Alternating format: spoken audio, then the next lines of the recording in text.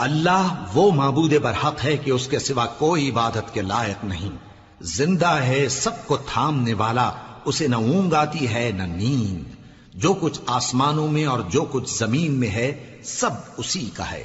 کون ہے کہ اس کی اجازت کے بغیر اس سے کسی کی سفارش کر سکے؟ جو کچھ لوگوں کے روبرو ہو رہا ہے اور جو کچھ ان کے پیچھے ہو چکا ہے اسے سب معلوم ہے، اور لوگ اس کی معلومات میں سے کسی چیز پر دسترس حاصل نہیں کر سکتے۔ ہاں، جس قدر وہ چاہتا ہے اسی قدر معلوم کرا دیتا ہے۔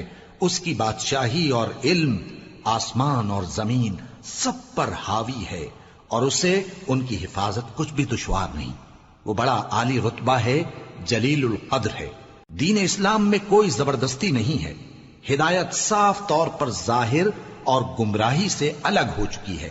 تو جو شخص بتوں سے اعتقاد نہ رکھے اور اللہ پر ایمان لائے، اس نے ایسی مضبوط رسی ہاتھ میں پکڑ لی ہے جو کبھی ٹوٹنے والی نہیں، اور اللہ سب کچھ سنتا ہے، سب کچھ جانتا ہے۔ جو لوگ ایمان لائے ہیں ان کا دوست اللہ ہے کہ اندھیرے سے نکال کر روشنی میں لے جاتا ہے، اور جو کافر ہیں ان کے دوست شیطان ہیں کہ ان کو روشنی سے نکال کر اندھیرے میں لے جاتے ہیں۔ یہی لوگ اہل دوزخ ہیں کہ اس میں ہمیشہ رہیں گے۔ بھلا تم نے اس شخص کو نہیں دیکھا جو اس غرور کے سبب سے کہ اللہ نے اس کو سلطنت بخشی تھی، ابراہیم سے اپنے پروردگار کے بارے میں جھگڑنے لگا؟ جب ابراہیم نے کہا میرا پروردگار تو وہ ہے جو زندگی دیتا ہے اور موت دیتا ہے، وہ بولا کہ زندگی اور موت تو میں بھی دے سکتا ہوں۔ ابراہیم نے کہا کہ اللہ تو سورج کو مشرق سے نکالتا ہے، آپ اسے مغرب سے نکال دیجئے۔ یہ سن کر وہ کافر ہکا بکا رہ گیا، اور اللہ بے انصافوں کو ہدایت نہیں دیا کرتا۔ یا اسی طرح اس شخص کو نہیں دیکھا جس کا ایک بستی پر جو اپنی چھتوں پر گری پڑی تھی گزر ہوا، تو اس نے کہا کہ اللہ اس کے باشندوں کو مرنے کے بعد کیوں کر زندہ کرے گا؟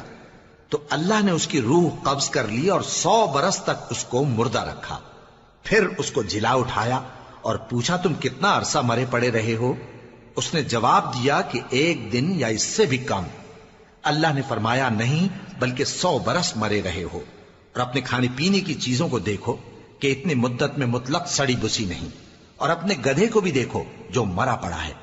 غرض ان باتوں سے یہ ہے کہ ہم تم کو لوگوں کے لیے اپنی قدرت کی نشانی بنائیں، اور ہاں، گدھے کی ہڈیوں کو دیکھو کہ ہم ان کو کس طرح جوڑے دیتے اور ان پر کس طرح گوشت پوست چڑھائے دیتے ہیں۔ جب یہ واقعات اس کے مشاہدے میں آئے تو بول اٹھا کہ میں یقین کرتا ہوں کہ اللہ ہر چیز پر قادر ہے۔ اور جب ابراہیم نے اللہ سے عرض کیا کہ اے پروردگار مجھے دکھا کہ تو مردوں کو کیوں کر زندہ کرے گا، اللہ نے فرمایا کیا تم نے اس بات کا یقین نہیں کیا؟ انہوں نے کہا کیوں نہیں، لیکن میں دیکھنا اس لیے چاہتا ہوں کہ میرا دل اطمینان کامل حاصل کر لے۔ فرمایا کہ 4 پرندے لے لو، پھر ان کو اپنے سے ہلا لو اور ان کے ٹکڑے ٹکڑے کر دو، پھر ان کا ایک ایک ٹکڑا ہر ایک پہاڑ پر رکھ دو، پھر ان کو بلاؤ تو وہ تمہارے پاس دوڑتے چلے آئیں گے، اور جان رکھو کہ اللہ غالب ہے، صاحب حکمت ہے۔ جو لوگ اپنا مال اللہ کی راہ میں خرچ کرتے ہیں ان کے مال کی مثال اس دانے کی سی ہے جس سے 7 بالیں اگیں اور ہر ایک بال میں 100 دانے ہوں، اور اللہ جس کے اجر کو چاہتا ہے اور زیادہ کرتا ہے، اور اللہ کشائش والا ہے، سب کچھ جاننے والا ہے۔ جو لوگ اپنا مال اللہ کے راستے میں صرف کرتے ہیں پھر اس کے بعد نہ اس خرچ کا کسی پر احسان رکھتے ہیں اور نہ کسی کو تکلیف دیتے ہیں، ان کا صلہ ان کے پروردگار کے پاس تیار ہے، اور قیامت کے روز نہ ان کو کچھ خوف ہوگا اور نہ وہ غمگین ہوں گے۔ جس خیرات کے دینے کے بعد لینے والے کو ایذا دی جائے اس سے تو نرم بات کہہ دینی اور درگزر کرنا بہتر ہے، اور اللہ بے نیاز ہے، بردبار ہے۔ مومنوں، اپنے صدقات و خیرات احسان رکھنے اور ایذا دینے سے اس شخص کی طرح برباد نہ کر دینا جو لوگوں کو دکھاوے کے لیے مال خرچ کرتا ہے اور اللہ اور روز آخر پر ایمان نہیں رکھتا، تو اس کے مال کی مثال اس چٹان کی سی ہے جس پر تھوڑی سی مٹی پڑی ہو اور اس پر زور کا مے برس کر اسے صاف کر ڈالے۔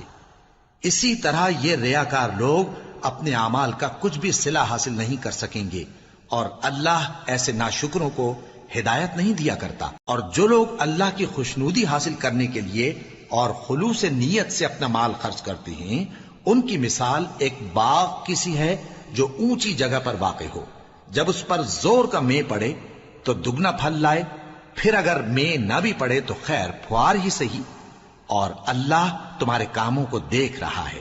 بھلا تم میں کوئی یہ چاہتا ہے کہ اس کا کھجوروں اور انگوروں کا باغ ہو جس میں نہریں بہ رہی ہوں اور اس میں اس کے لیے ہر قسم کے میوے موجود ہوں، اور اسے بڑھاپا آ پکڑے اور اس کے ننھے ننھے بچے بھی ہوں، تو ناگہاں اس باغ پر آگ کا بھرا ہوا بگولا چلے، پس وہ جل جائے؟ اس طرح اللہ تم سے اپنی آیتیں کھول کھول کر بیان فرماتا ہے تاکہ تم سوچو اور سمجھو۔ مومنو، جو پاکیزہ اور عمدہ مال تم کماتے ہو اور جو چیزیں ہم تمہارے لیے زمین سے نکالتے ہیں ان میں سے اللہ کی راہ میں بھی خرچ کرو، اور بری اور ناپاک چیزیں دینے کا قصد نہ کرنا کہ اگر وہ چیزیں تمہیں دی جائیں تو بجز اس کے کہ لیتے وقت آنکھیں بند کر لو، ان کو کبھی نہ لو، اور جان رکھو کہ اللہ بے نیاز ہے، خوبیوں والا ہے۔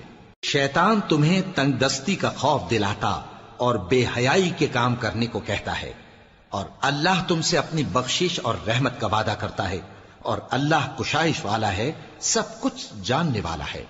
وہ جس کو چاہتا ہے دانائی بخشتا ہے، اور جس کو دانائی ملی بے شک اس کو بڑی نعمت ملی۔ اور نصیحت تو وہی لوگ قبول کرتے ہیں جو عقل مند ہیں،